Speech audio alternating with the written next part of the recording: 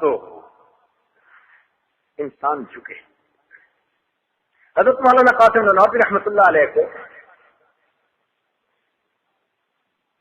ایک مرتبہ دعوت دی گئی کہ آپ آئیے شاہجہان پور میں اور دین اسلام کی وکالت کیجیے.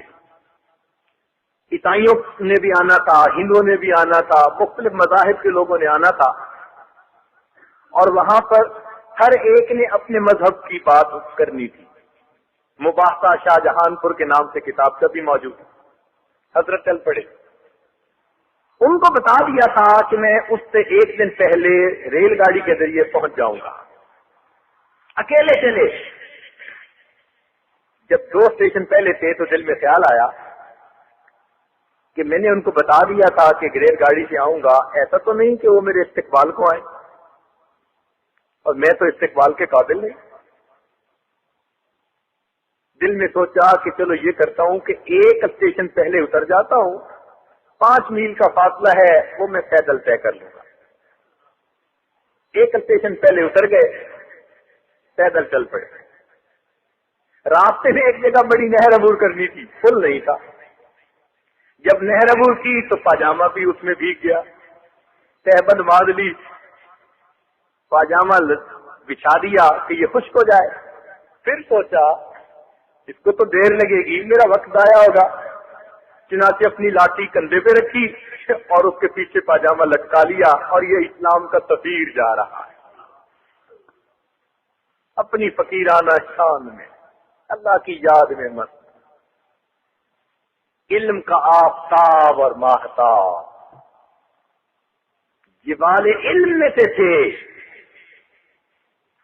مگر اس فقیرانہ انداز میں پہنچے. شہر میں گئے اور ایک سرائے میں کمرہ لے کر قیام کر لیا کہ کل اپنے وقت پر میں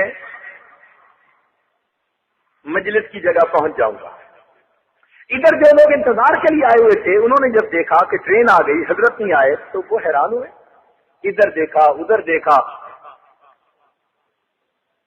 بڑے ان میں جو عالم تھے انہوں نے کہا بھائی پتہ کرو, ہو سکتا ہے ٹرین میں نہ آ سکے ہو, لیٹ ہو گئے ہو, کسی اور ذریعے سے پہنچے اور شہر میں کہیں آ گئے ہو. شہر کی سرائے سے پتہ کیا تو قاسم نام کا کوئی بندہ نہیں. ان کا میں خود پتہ کرتا ہوں. جب انہوں نے خود دیکھا تو ایک جگہ خورشید حسن کا نام نظر آیا. یہ حضرت کا تاریخی نام تھا. حضرت نے تاریخی نام کے ساتھ کمرہ بک کروا لیا تھا کہ جلدی پتہ بھی نہ چلے کسی کو. انہوں نے کہا یہ کون ہے؟ ان کا جی ایک بہت ہی نازک نازک سے دبلے پتلے سے عالم ہے, وہ یہاں ٹھہرے ہیں. حضرت نانوتوی رحمۃ اللہ علیہ جسمانی اعتبار سے بہت ہی نرم و نازک تھے.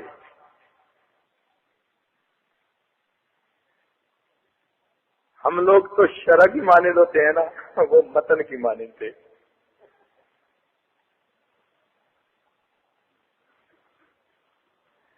اختصر یختصر اختصار فهو مختصر. اللہ تعالیٰ نے انہیں بسطتاً فی الجسم نہیں بنایا تھا, بسطتاً فی العلم بنا دیا تھا. چنانچہ جب انہوں نے دروازہ کھولا تو کیا دیکھا تھا؟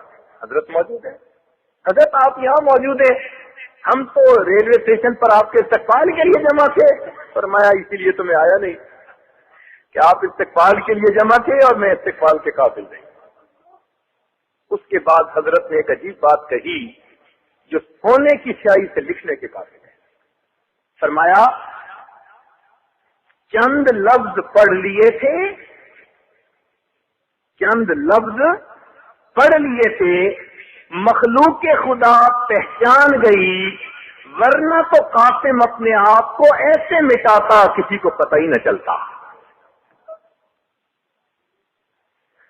جب یہ دل میں نیت ہو نا کہ قاسم اپنے آپ کو ایسے مٹاتا کسی کو پتہ ہی نہ چلتا, ایسے لوگوں کو اللہ اٹھاتے ہیں.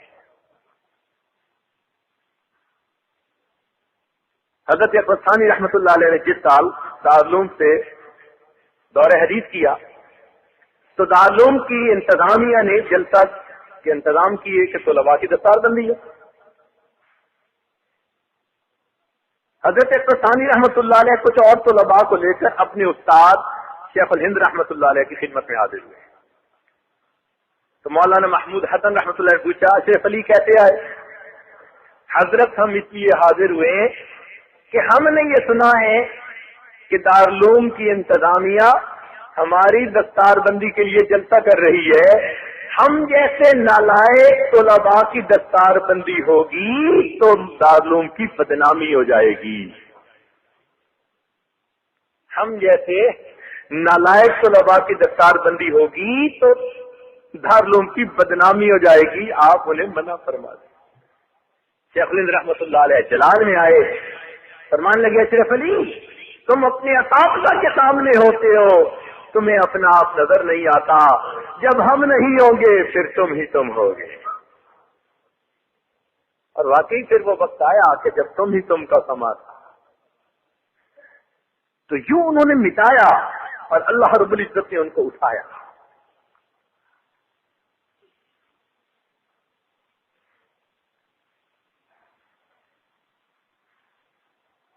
کسی شاعر نے ایک عجیب بات کہی, تواضع کا طریقہ سیکھ لو لوگو سراہی سے. تواضع کا طریقہ سیکھ لو لوگو سراہی سے, کہ جاری فیض بھی ہے اور جھکی جاتی ہے گردن سے. تواضع کا طریقہ سیکھ لو لوگو سراہی سے, کہ جاری فیض بھی ہے اور جھکی جاتی ہے گردن. یہ ہے تواضع. اور کسی دوسرے شاعر نے اسی مضمون کو عجیب انداز سے باندھا, جو اہل وصف ہوتے ہیں ہمیشہ جھک کے رہتے ہیں. جو اہل وصف ہوتے ہیں ہمیشہ جھک کے رہتے ہیں. سراہی سرنگوں ہو کر بھرا کرتی ہے پیمانہ. جب تک سراہی کا سر نہ جھکے پیمانہ نہیں بھر سکتے. تو ہمارے اندر بھی تواضع ہوگی تو اللہ رب العزت تم سے علم کا فیض جاری فرمائیں گے. تو پہلی چیز جو بندے اور اللہ کے درمیان, اسے تقویٰ کہتے ہیں. دوسری چیز تواضع فیما بینہ و بین الناس. اور تیسری چیز کا نام زہد فیما بینہ و بین الدنیا. جو بندے اور دنیا کے درمیان ہے اس کو زہد کہتے ہیں. زہد کا کیا مطلب ہوتا ہے؟ زہد کا مطلب یہ نہیں ہوتا کہ چیزوں کا کم ہونا, خواہشات کا کم ہونا. خواہشات کا کم ہونا اس کو زہد کہتے ہیں. ورنہ تو قیامت کے دن کچھ ایسے لوگ ہوں گے جو دنیا میں فقراء ہوں گے, قیامت کے دن قارون کے ساتھ ان کا حشر کر دیا جائے گا, اس لیے کہ ان کے دل کی چاہتیں ایسی ہوں گی.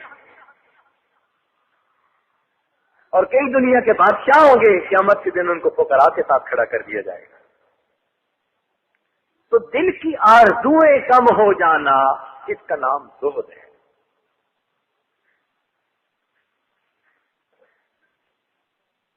اور طلباء کو یہ لفظ خوب اچھی طرح سمجھنا چاہیے اور اس کی حقیقت کو دل میں بٹھانا چاہیے. دیکھیے اللہ رب العزت نے ہمیں ایک بڑے کام کے لیے چنا. ہم آخرت کے طلبگار. اب دنیا طلبی چھوڑ دیں. دنیا طلبی اور چیز ہے, خدا طلبی. ہم نے خدا طلبی کے راستے کو اپنایا ہے. اس لیے اگر رزق کے معاملے میں ہمیں مجاہدہ بھی آئے تو خوشی قبول کریں. لوگ کہتے رہیں گے لیکن تھوڑی دنیا سے راضی ہو جانا یہ بھی بڑی نعمت ہے. حدیث پاک میں آتا ہے جو انسان دنیا میں تھوڑے رزق پر اللہ سے راضی ہو جائے گا, اللہ تعالیٰ قیامت کے دن اس کے تھوڑے عملوں پر راضی ہو جائے گا. رضینا قسمت الجبار فینا ہم راضی ہیں رب کریم نے جو کچھ تقسیم فرمایا تو اس نے ہمیں علم کے لیے چن لیا. یہ اللہ رب العزت کی کتنی رحمت ہے. ہمارا اللہ تعالیٰ پر احسان نہیں ہے، یہ اللہ رب العزت کا ہم پر احسان ہے. منت منے کہ خدمت سلطان ہمی کنی، منت ازو شناس کے در خدمت گزاشت. اے مخاطب، تو بادشاہ پر احسان نہ جتلا کہ تو بادشاہ کی خدمت کرتا ہے. ارے بادشاہ کی خدمت کرنے والے لاکھوں، یہ بادشاہ کا تجھ پر احسان ہے، اس نے تجھے خدمت کے لیے قبول کر لیا ہے. اللہ رب العزت کا ہم پر احسان ہے، اس نے ہمیں دین کی علم کے لیے محنت کے لیے قبول فرما لیا ہے. الحمدللہ. اس لیے دنیا کی محبت دل سے نکال دی، اور یہ دنیا کی محبت تمام برائیوں کی جڑ ہے. حب الدنیا رأس کل خطیئہ. تو دل میں ہوس نہ ہو، آرزویں کم ہو، پھر علم کا حصول آسان ہو جاتا ہے. جو مقدر میں لکھا ہے وہ یقیناً مل کے رہنا ہے. اور یہ جو لوگ کہتے ہیں نا کہ جی اگر آپ عالم بنیں گے تو کھائیں گے کہاں سے، یہ یا تو جاہل ہوتے ہیں یا پھر متجاہل ہوتے ہیں.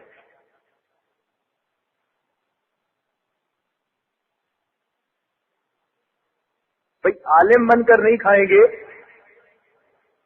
تو پھر کب کھائیں گے؟ آپ ایک مثال بیان فرما دیجئے. حافظ ہو، عالم ہو، بھوک پیاس سے ایڑیاں رگڑتے ہوئے مر گیا، کوئی ایک مثال دے دیجیے. کوئی ایک مثال نہیں دے سکتے. زیادہ کھا کے مرنے کی مثالیں تو ہم دے دیتے ہیں. امام مسلم رحمۃ اللہ علیہ کے ساتھ کیا معاملہ پیش آیا؟ کم کھا کے مرنے کی مثال آپ نہیں دے سکتے. ہاں، یہ آجد آپ کو مثال دے سکتا ہے اسی جگہ بیٹھے ہوئے P H D doctor, M B B S doctor, M S C کیے ہوئے کتنے بندے، ان کا انجام ایسا ہوا، حالات ایسے بنے کہ بھوک پیاس سے ایڑیاں رگڑتے ہوئے مر گئے. تو بتائیے رزق کس لائن سے زیادہ ملا؟ اس علم کی لائن سے زیادہ ملا. فرق اتنا ہوتا ہے کہ آپ کو دفتر سے ملتا نظر آتا ہے اور اللہ کی طرف سے ملتا ہوا نظر نہیں آتا. یہ علماء وہاں سے کھاتے ہیں جہاں سے انبیاء کرام کھایا کرتے ہیں. یہ وارث سے ہوئے انبیاء کرام، ان کا رزق بھی اسی سے. ایک روٹین ہوتی ہے نا تنخواہ ملنے کی، کئی جگہوں پہ ہاتھ سے دیتے ہیں، کئی جگہوں بینک میں بھیج دیتے ہیں، ترتیب مختلف ہوتی ہے. تو اللہ تعالیٰ نے جو رزق کی ترتیب انبیاء کرام کی بنائی، وہی ترتیب علماء کرام کی بنائی.